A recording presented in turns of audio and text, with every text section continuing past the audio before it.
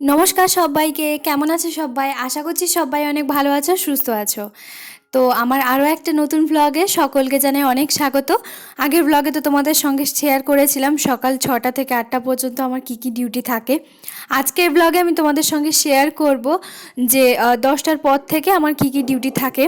তো ও বাজার করে নিয়ে এসছে, আর যেহেতু আমি আর কিছুদিন পর বাড়ি যাব, কিছুদিন বলতে পারো পরশু দিন হচ্ছে আমরা বেরোবো। তো তার জন্য ও বলল যে আমাকে একটু ক্ষীর বানিয়ে খাওয়াবে। তো আমি বললাম ঠিক আছে, তুমি তাহলে নিয়ে আসো, আমি অবশ্যই বানাবো। ক্ষীরটা যে ওর এতটা পরিমাণে পছন্দ আমি সত্যি বলে বোঝাতে পারবো না। তো ওই যে বলেছি শুধু দুধের হবে, সেটা জল মেশালে হবে না। তো শুধু দুধ দিয়ে ক্ষীরটা হচ্ছে বানাই, ও ভীষণ পরিমাণে পছন্দ করে। তো তার জন্য 1 লিটার দুধ নিয়ে এসছে। আর আমাদের রুমে হচ্ছে তোমার যে প্রতিদিন যে আমাদের দুধটা নেওয়া হয় 500, তো 1.5 লিটার মোট দুধ আছে। চালটা আজকে কি করেছে, ভুল করে নিয়ে চলে এসেছে। তো তারপরে আমাকে বলছে যে আমি ভেবেছি হয়তো চাল নেই, তার জন্যই হচ্ছে আমি নিয়ে আসিনি, মানে নিয়ে চলে এসেছি। তো আমি বললাম ঠিক আছে তাহলে নিয়ে এসছো যখন, তাহলে কোনো ব্যাপার না। তো ওই চাল দিয়েই হচ্ছে তোমার ক্ষীরটা বানাবো। আর জায়গাটা না একটু ছোট হয়ে গেছে, তো দুধটা বেশি আছে, জায়গাটা ছোট হয়ে গেছে। পরে আমি কিন্তু ছোট যে আমাদের যে হাঁড়িটা আছে, মানে যেটাতে হচ্ছে তোমার ক্ষীরটা বানাবো, সেই হাঁড়িতে পরে কিন্তু আবার দুধটা বসিয়ে দিয়েছিলাম, কারণ যখন দুধটা উতলে উঠবে তখন পড়ে যাবে না, তো ওইটা হচ্ছে পড়ে যাওয়াটা খুব খারাপ। তো তার জন্য, তো যাই হোক, এদিকে কিন্তু মাছ নিয়ে এসছে, তো মাছটাকে এখন ফটাফট ভালো করে ধুয়ে নেব।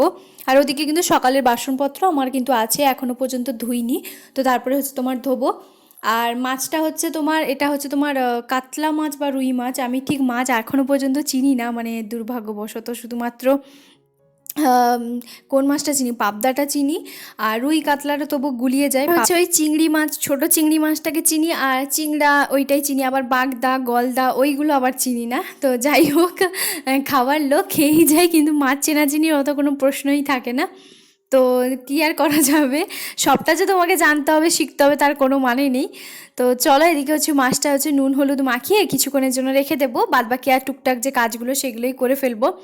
এর ফাঁকে কিন্তু আমি ভাবলাম, যেহেতু আমার বাসি নাইটিটা আজকে ছাড়া হয়ে গেছে, তো আজকে এটা কিন্তু শনিবারের ব্লগ, তো শনিবার হচ্ছে তোমার 10টা থেকে সন্ধেবেলাতে বিকেলবেলা পর্যন্ত আমি কী কী করি না করি সেটাই তোমাদের সঙ্গে আজকে শেয়ার করব। অল্প একটুখানি না, ছোট্ট করে একটু কুমড়ো ছিল, তো সেই কুমড়োটাকে কেটেছি, পেঁয়াজ কলিটা ছিল সেটা নিয়েছি, ওর মধ্যে হচ্ছে আমার বেগুন আলু দিয়েছি, ওটা একটা চচ্চড়ি করবো মাছের মাথা দিয়ে। আর এখানে হচ্ছে তোমার সজনে ডাঁটা 2-3টে মতন ছিল, তো সজনে ডাঁটা আলু দিয়ে মাছের ঝোল করব। বাস, আজকে দুটো রান্নাই করব। এদিকে পেঁয়াজ টমেটো আমার কাটা হয়ে গেছে। তো কুমড়োর যে দিয়ে আলু বেগুন দিয়ে যে চচ্চড়িটা হয়, ওটা কিন্তু দুর্দান্ত খেতে লাগে, এতটা পরিমাণে পছন্দ করে। ওকে যদি প্রতিদিন আমি একটুখানি যদি চচ্চড়ি ওর থালাতে দিতে পারি না, ও যে কী পরিমাণ খুশি হয়। ও চচ্চড়ি মানে ওই সব জিনিসগুলো, ঘন্ট, এগুলো কিন্তু ভীষণ পছন্দ করে। আজকে মসুর ডাল দিয়ে ভাবছিলাম যে ঘন্ট বানাবো, তারপরে ভাবলাম যে মসুর ডালটাই তো নেই, তো তার জন্য ওকে আর বলিও নি, কারণ আমরা তো বাড়ি চলে যাব পরে। তো মানে ও আবার হচ্ছে তোমার ডাল, ও মসুর ডালটা একা নিজের জন্য খাবেও না, তো তার জন্য। তো এবারে ফটাফট হচ্ছে তোমার কয়েকটা মানে সব মাছগুলো ভেজে নিচ্ছি। আর আমাদের জানো তো, যখন হচ্ছে আমাদের যেহেতু এখানে ফ্রিজ নেই, আমরা কি করি, যে মাছটা সদ্য, মানে আজকে যেমন টাটকা সদ্য মাছটা এসছে, আর এখানে কিন্তু মরা মাছ পাওয়া যায় না, মানে সদ্য একদম জ্যান্ত মাছই পাওয়া যায়, মরা মাছ হচ্ছে পাওয়া যায় না, মরা মাছ এখানকার মানুষজন খায় না, তার জন্য যখন হচ্ছে তো মাছটা হচ্ছে যেহেতু সদ্য আসে, তো আমরা কি করি 2 পিস 4 পিস 3 পিস, মানে যার যতটা পছন্দ হয় সে দুজন মিলে খেয়ে ফেলি। তো আমি তো 2 পিস খাই, ও হচ্ছে তোমার 2 পিস খায়, তো 4 পিস, তো এরকমভাবেই হচ্ছে তোমার রান্নাটা করি। তো তার জন্য কি হয়, ও হচ্ছে মানে সদ্য মাছটা খেতে ভীষণ পছন্দ করে। তো তারপরের দিন হচ্ছে তোমার 1 পিস কি 2 পিস থাকবে ওরকম, আর রাতেও হচ্ছে তোমার মাছের ঝোল ভাত বা মাছের ঝাল যাই হোক কিছু একটা হয়ে যাবে।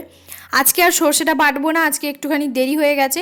দেরি মানে বলতে পারো ওই বাইরে রোদ বেরিয়েছে, তো আমি ভাবলাম যে সর্ষে বাটতে যাব না, শুধুমাত্র আদা রসুনটা অল্প একটুখানি বেটে নিয়ে চলে এসেছি কোনো রকম। কারণ বাইরে ওই রোদের মধ্যে না শিলনোড়াতে বাটতে একটুখানি অসুবিধা হয়, বা ভেতরে হচ্ছে তোমার বাটার কোনো জায়গাও নেই শিলনোড়াতে যে ভেতরে নিয়ে আসবো, তার জন্য। তো যাই হোক, সেটা কোনো বড় ব্যাপার নয়, তো একটুখানি তো করতেই হবে, কোনো কিছু করার নেই। তো ওদিকে হচ্ছে তোমার প্রথমে দুটো ধাপ হচ্ছে তোমার মাছ ভাজা আমার হয়ে গেছে, আর এইগুলো আছে, আর সবার শেষে হচ্ছে তোমার মাছের মাথাটা ভাজবো।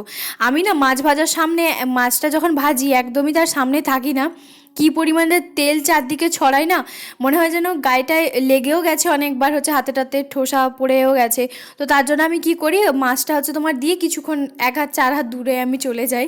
তো এইভাবে কাজগুলো করি। আর রান্নাঘরটা না আমার বেশ অনেকটা বড়, তো তার জন্য সব মাছ হচ্ছে আমার ভাজা হয়ে গেছে।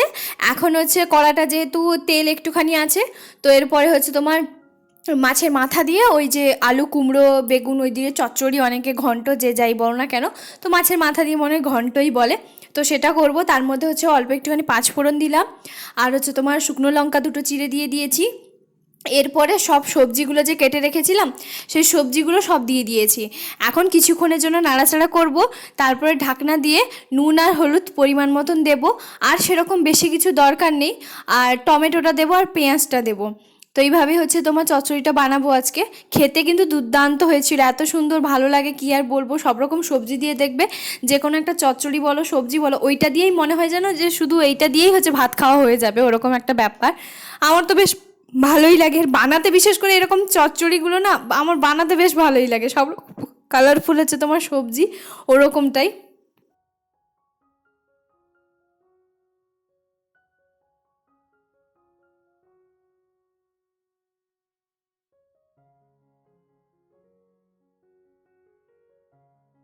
তো এই যে এদিকে হচ্ছে আমার তরকারিটাও হয়ে গেছে, আর তার ফাঁকে কিন্তু আমি মাছের ঝোলটাও করে নিয়েছি। এরপরে হচ্ছে তোমার চানটা করে ঠাকুর পুজোটা করে দিলেই আমার কাজ শেষ।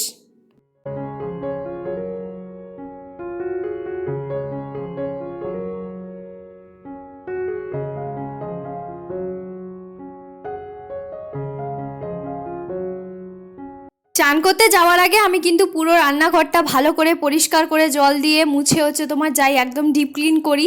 কারণ কি হয়, আমার কাজগুলো করতে একটু দেরি হলেও সেই কাজে দ্বিতীয়বার তো আর কেউ হাত লাগাবেও না, যেহেতু আমার এটা একার সংসার, লাগানোর কোনো দরকারও নেই। তার একটাই কারণ, আমি যে কাজটা করি ওই কাজটা কিন্তু ভালোভাবে ঘষে মেজে একদম ডিপ ক্লিনভাবে করি, যাতে দ্বিতীয়বার কারোর হাতটা না যায়।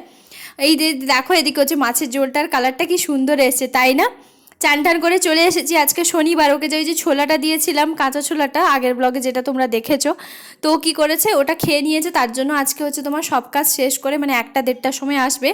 তো আমি ভাবলাম যে আমার তো 11:30 12টার মধ্যে রান্নাটা কমপ্লিট হয়ে গেছে, তাহলে আমি ওর জন্য পায়েসটা বানিয়ে নিই দুপুরবেলা। তো ওই জন্য হচ্ছে পায়েসটা বানাতে বসে পড়েছি। আর যদি বিকেলবেলা করি, তো আবার ভাবলাম যে বিকেলবেলা আবার কেন ঝামেলা লাগবে, এখন যেহেতু হাতে সময় আছে।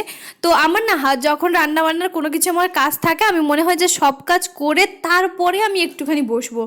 তো একটুখানি বসবো আবার কাজ করব, ওরকমটা হয়। কিন্তু কি জানো তো, মনে হয় যে ওই মানে ক্ষীরটা যে বানানো বাকি আছে ওরকমটাই মাথার মধ্যে ভাববো।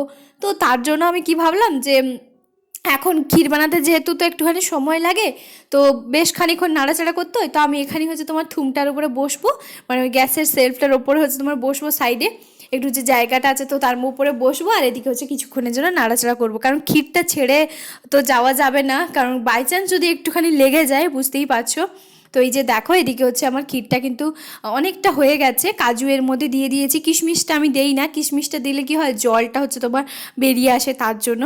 আর এই যে এদিকে হচ্ছে তোমার ক্যারামেলাইজটা করব, মানে চিনিটার যে ক্যারামেলাইজটা করব, চিনিটাকে একটুখানি গলিয়ে ওর মধ্যে দিলে না বেশ দারুণ একটা কালার আসে, কিন্তু টেস্টও কিন্তু জাস্ট দারুণ আসে। আমি যতবার মানে বানিয়েছি আমি ততবার হচ্ছে এইভাবেই করেছি, এটা সম্পূর্ণ আমার নিজের রেসিপি।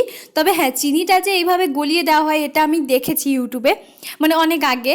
তো তার জন্য হচ্ছে, আর আমি জানো তো অনেকে দেখেছি যে নলেন গুড়ের পায়েস হচ্ছে বানায়। আমি আজ পর্যন্ত নলেন গুড়ের পায়েস কোনোদিনও বানাইনি, তবে ওই গুড়ের যে একটা কালার হয় না পায়েসের মধ্যে, সেই কালারটা যদি আনতে চাও আমি অবশ্যই বলবো এইভাবে চিনিটাকে গলিয়ে কিন্তু দেবে। তবে হ্যাঁ, খেয়াল রাখবে যে চিনিটা যাতে পুড়ে না যায়, তাহলে ওই ক্ষীরটা পুরো বেকার হয়ে যাবে। এমন গন্ধ একটা আসবে, তখন জিনিসটাও পুরো বেকার, আর খেতেও তো বেকার লাগবে। আর পায়েস জাতীয় জিনিস মানে একটু পুড়িয়ে দিলে একটা কেমন একটা আসে, তাই না? তো যাই হোক, আজকে হচ্ছে তোমার সেই জন্য হচ্ছে খুব ভালোভাবে অল্প আঁচে দেখবে একটুখানি গ্যাসের প্রেশারটা একটু কম দেবে, দেখবে সুন্দরভাবে চিনিটা গলে যায়। আর কালারটা জাস্ট দুর্দান্ত আসে, সাদা সাদার মধ্যে একটা পায়েসের কালারটা, ওটার চেয়ে এইভাবে যদি কালার আনার জন্য চেষ্টা করো, আর টেস্টও তো দারুণ আসবে। তো তাহলে একবার ট্রাই করতে পারো। এই কাজটা খুব ধৈর্য সহকারে করতে হয়, খুব তাড়াহুড়োর মধ্যে করলে হবে না, খুব আলতো হবে, চারদিকে হচ্ছে তোমার একটুখানি নাড়াচাড়া করতে হবে। আর এটা কিন্তু সঙ্গে সঙ্গে গরম জিনিসটাই কিন্তু ওই ক্ষীরটার মধ্যেই ঢেলে দিতে হবে।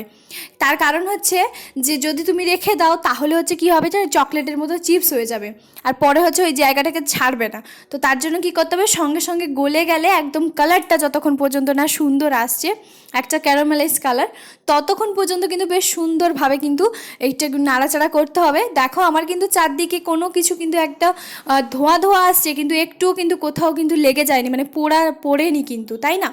তো তারপরে হচ্ছে সঙ্গে সঙ্গে আমি দিয়ে দিয়েছি। তো এই যে দেখো কালারটা কত সুন্দর এসছে। প্রথমে যখন তোমাদের সঙ্গে শেয়ার করেছিলাম তখন কিন্তু সাদা ছিল, সাদা ক্ষীরের চেয়ে এইভাবে যদি একটা গুড়ের যদি কালারটা আনা যায়, তো একবার আমি বলবো যে একবার ট্রাই করতে পারো, ট্রাই করে দেখতে পারো, কেমন লাগবে জানিও প্লিজ। তো এখন হচ্ছে সন্ধেবেলা, ও বললো যে আমি একটু পায়েস খাবো, ওর জন্য 2 বাটি হচ্ছে তোমার বের করে রেখেছি, আর আমি নিয়েছি 1 বাটি।